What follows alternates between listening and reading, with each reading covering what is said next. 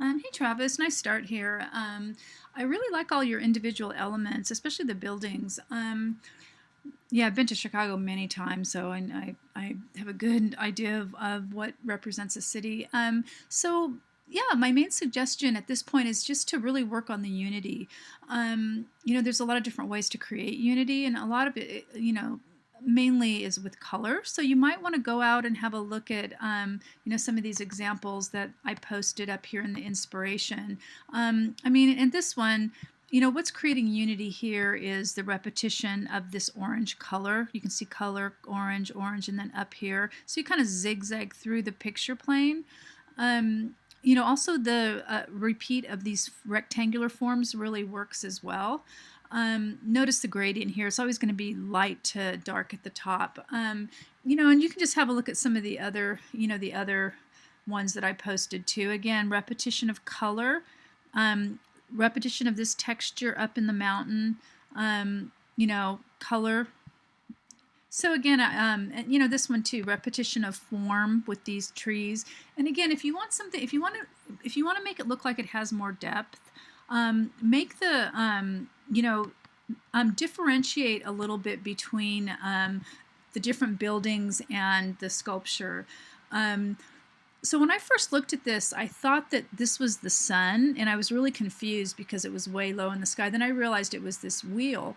But you don't want the wheel to stand out so much because Chicago really is not about the wheel at all. It just isn't.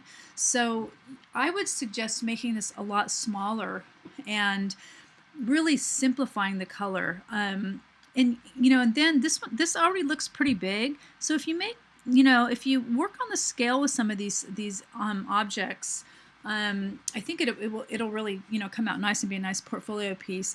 I would do some research about how to create clouds. I would take the gradient out of them.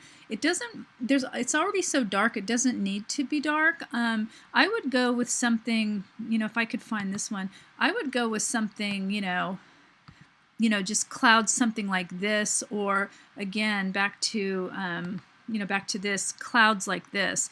And I would definitely go with a kind of a light blue, kind of like you have, but even lighter. The reason why is that if the color is so strong, it just really dominates. And that's always kind of an issue. Students always tend to use a lot of color. The next thing would be make the text stand out a lot more. It's hard to see text over the cloud. So again, I think once you make this Ferris thing smaller, you'll have more negative space. The space looks a little crammed, so you don't need to make the building so big either.